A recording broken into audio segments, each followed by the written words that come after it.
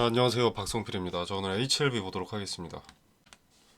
자, HLB가 간만에 어떤 소식이 뉴스가 나왔습니다. 어떤 임상 관련된 내용은 아닌데 그래도 간만에 리보세라닌 플러스 캄렐리주마 병용요법 3상 관련된 내용이 나왔습니다. 자, 임상시험 결과 절제 불가능한 간세 포함 환자군에서도 생존기간이 연장된 것을 확인했다라는 소식을 알리면서 주가가 일부 상승을 어제 조금 보여줬었죠. 자, 그리고 HLB 자회사 엘레바 테라피틱스에서 17일에 독일에서 열리는 에스모에서 글로벌 임상 3상의 사후 탐색 결과를 발표할 예정이고 그 결과에 대한 초록을 일부 공개를 했는데 공개된 3상 사후 분석 초록에서는 리보세라닙과 캄렐리주마 병용요법은 간외 전이와 대혈관 침범이 있는 고위험군에서도 전체 생존기간과 무진행 생존기간을 모두 연장시키는 것으로 나타났다. 즉 약의 효과, 성능에 대한 부분은 의심할 여지가 없다는 것을 또 한번 상기시켜 줌으로써 기대감을 한층 다졌고요. 네, 그래서 어제 간만에 이런 장대 영봉을 볼 수가 있었습니다. 물론 오늘 일부 반납한 모습이지만 HLB는 현재 대부분의 투자자가 손실이기 때문에 올라갈 때마다 이런 매물 소화의 과정이 필요할 수밖에 없습니다. 이런 과정들이 있어야 다음에 또 어떤 재료가 나왔을 때 그때 이제 쉽게 올라가는 거죠. 최근 형성되어 있는 이런 박스권의 자리, 이 자리에 매물을 소화했기 때문에 오늘 주가가 내렸다고 해서 단순히 부정적인 상황이다 라고만 볼 수는 없습니다.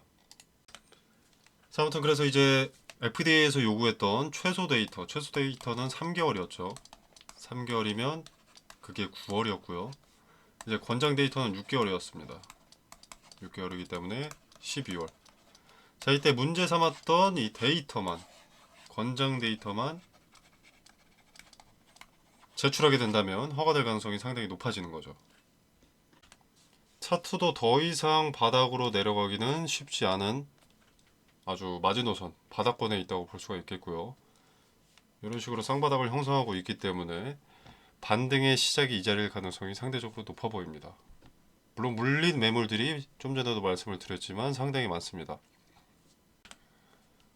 최근 들어서 요새 좀 급등 종목들, 두산에너빌리티나 HJ중공업 이런 거 보면 급등세가 상당히 심한데, 자, 그런 종목들은 모든 투자자가 수익권입니다.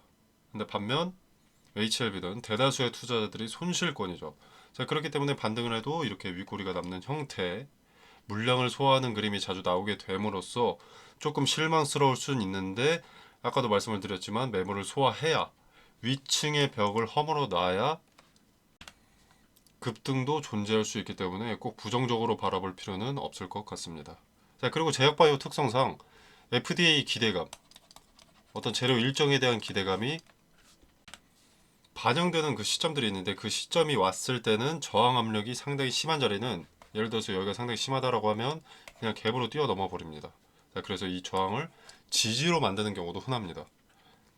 가격 조정과 기간 조정이 긴 대신 확실한 일정이 나오면 급등세도 확실한 편이기 때문에 결국 시간이 해결해 줄 문제로 보이고요. 명쾌한 해답 자체가 기다림에 있다는 것을 납득을 해야 합니다. 아무리 지금 주가가 재미없고 손실률이 늘어나고 있다고 한들 손실 타점, 그러니까 손절 타점 지금은 아닙니다. 본래 매도 타점은 재료 기대감이 반영될 때 고려를 하는 겁니다. 이 기회들을 놓쳤을 때 손절 라인을 잡는 거고요.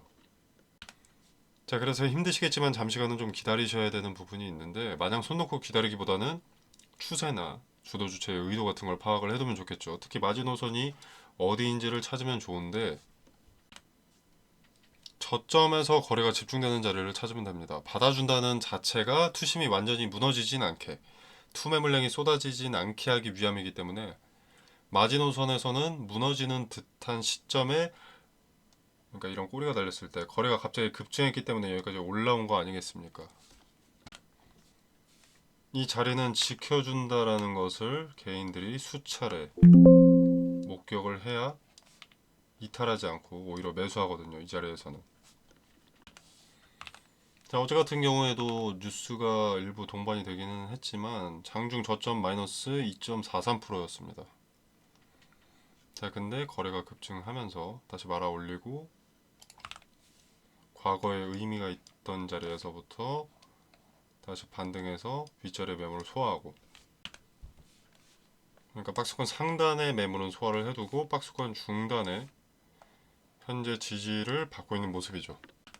추후에 추세 반전의 발판이 될 수도 있는 자리에서 받아줬고 반등이 나왔기 때문에 의미가 크다고 할 수가 있겠습니다. 그리고 이게 물량 소화에서 끝이 나려면 이 자리는 지켜줘야 됩니다. 결국에 이 상승분을 다 반납을 해버리면 이건 물량 소화라고 보기가 힘들죠. 그래서 앞으로도 조금 지켜봐야겠고요. 자, 그리고 아까 뉴스 내용을 조금만 더 살펴보자면 간외 전이 같은 경우에는 진행성 간세 포함해서 예후가 가장 불량한 대표 지표라고 합니다. 대혈관 침범은 재발 위험과 생존 기간 단축을 직접적으로 초래하는 상당히 위험한 요소라고 하는데, 생존 기간 연장을 확인한 이번 결과에서 병역요법의 시장 진입 설득력을 크게 높이고, 그리고 이제 경쟁력 대비해서 명백하게 우위를 점한다라는 것이 좀 긍정적이고요. 자, 그렇기 때문에 승인 관련해서도 결정적인 임상 근거가 된다고 합니다. 그래서 계속 말씀드리지만 문제가 되었던 데이터, 최소 데이터가 아닌 권장 데이터만 갖고 오면 게임 오버, 시킨 대로 했고 양자택일 선택의 기회를 줬을 때 더 빠르게보다는 더 확실하게를 선택했기 때문에, 자, 그래서 시간을 좀 더 기다려야 하지만 12월이 다가오면 투자자들도 반박의 여지가 없어 보이기 때문에 기대감이 크게 반영될 것으로 판단이 된다는 겁니다.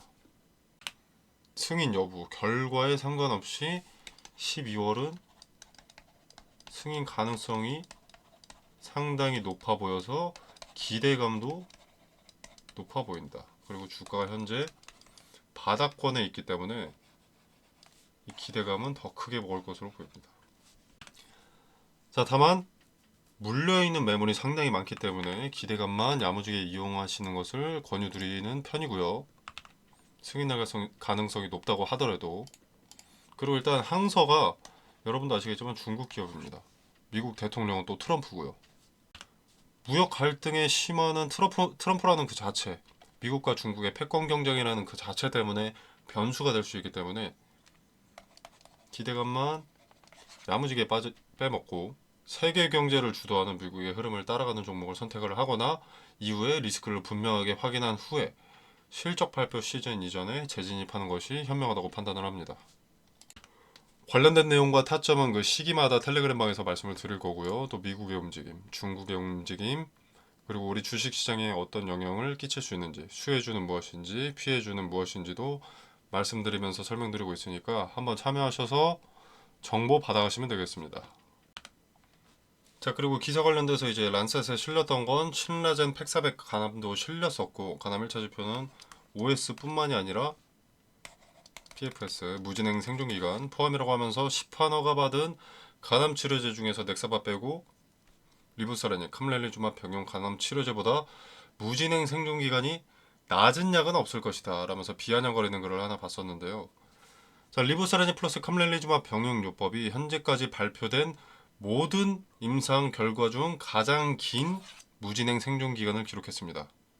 자, 제가 HLB 찬티도 아니고요, 안티도 아닙니다. 오히려 안티에 가깝죠. 기대감만 이용해야 한다고 하니까. 근데 이 부분은 완전히 틀렸습니다. HLB와 항서제약의 병용 간암 치료제가 표준 치료제 가능성이 상당히 높은 게 무진행 생존 기간이 기존 치료제 대비 현저하게 길어서입니다. 월등하게.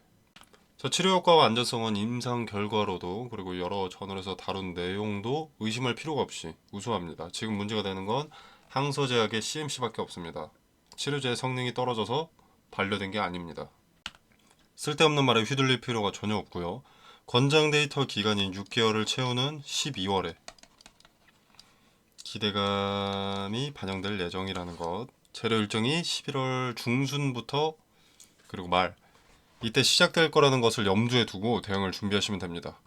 마냥 가만히 있었다가 만약에 뭐 중국 항소제약에서 뭐가 또 터졌다, 또 반려가 됐다 하면 주가 지금보다 훨씬 내려갑니다. 리스크를 축소하려면 기대감이 반영될 때는 분할로라도 일부 대응하시기를 권유드리고요. 텔레그램 방에서는 분할매도 타점을 말씀드리고 타점을 잡은 그 근거를 함께 말씀드리겠습니다. 자, 지금 당장은 뭐 어떤 대단한 추측을 할 수가 없습니다. 기업 자체에서 항서와 HLB가 입을 다물고 있기 때문에요. 자, 나와 있는 일정이 가장 큰 힌트일 수밖에 없는데 대중들에게 잘 알려져 있다고 별거 아닌 포인트로 취급받는 경향이 좀 짙어 보입니다. 자, 근데 권장 데이터 6개월은 큰 힌트입니다. 그리고 알려진 재료 일정이기 때문에 주가를 주도하는 주체도 세력도 이 일정에 맞춰서 드리블을 시작할 겁니다. 12월이 되어서야 기대감이 반영되는 게 아니라 11월, 10월부터 준비하는 과정이 있을 거고요. HLB는 저항 매물이 상당히 많기 때문에 기대감을 일정에 맞게 반영을 시키려면 그 전에 매물 소화 과정이 동반이 되어야 합니다. 이 흔적들을 텔레그램 방에서 말씀드리고 근거 설명드리도록 하겠습니다.